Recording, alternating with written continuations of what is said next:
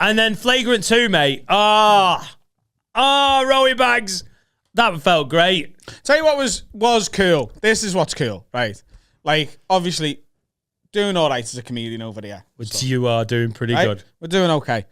But to be able to turn up in New York for a part birthday trip, part work thing, and do the 2 biggest comedy clubs and 2 of the biggest podcasts, and then just get off and be like, see you soon, and they're like, yeah, you can come back whenever you want.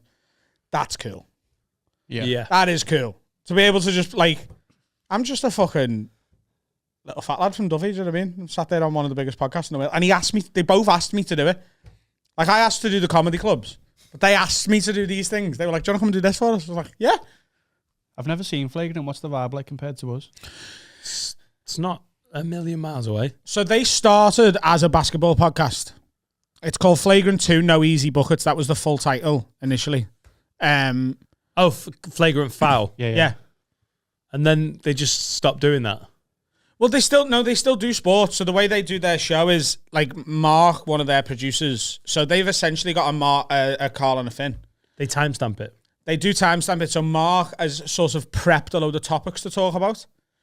And it's really good the way they sort of run their YouTube, because they have the main thing and then they've got their clips channel, and the clips sort of go out the same time as the episode does on the clips channel, because it's literally just taken from the episode and uploaded. Like, nothing else needs doing to it apart from like the graphics that fly in. And Schultz is really good at talking about current affairs, having an opinion on it, making it fun and making it interesting. Yeah. So that's what they do. They'll doesn't get bogged down with like, no, he's very good at opinionated while making it funny. Mm-hmm.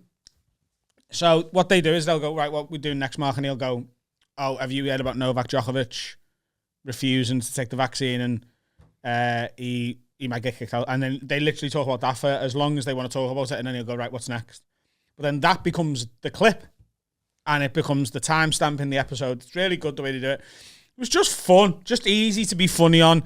The amount of podcasting we've done over here just makes it so easy to be like, tell you what was interesting, because we have quite a lot of the time on this podcast, we have a guest in, and sometimes me and you just go off on one, and they just have to sit there and wait, right? Because you know me, and I know you, and no guest, even people we were better friends with before we started this, can sit there and join in on that, because they haven't got the reps of, like, we've talked about like strike partnerships before. I know when you're making a run and to play the pass and stuff like that. And the people that have tried to tune in and go over us, you're like, you almost want to pause it and go, chill. Yeah. We've got it. You don't have to do the heavy lifting. But there's a couple of moments on Flagrant where they had that, and I was just like, I've got my thing. I know what joke I'm about to make. Do you think? And then I'll be ready. Yeah, I saw some great comments going. I watch it, and fucking very rarely does anyone go on and have that much chemistry and bring big laughs as well.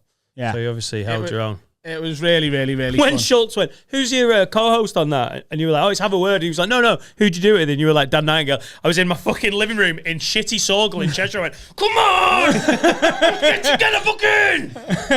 Yes! I was at this little moment like, come on, Adam, you fucking beauty! Don't know why that was so cool. In one of the most important studios in podcasting in the world, I'd reckon Schultz's Flagrant studio, Joe Rogan's Austin studio, Tom Segura and Christina Pizitsky have got Your Mom's House, and then us. Their studio, yeah. Absolutely, their studio's in that list. And then I'm in a living room in Sorgle going, let's go on, I just think Jamie Hutchinson felt. He was in the bath with his nan.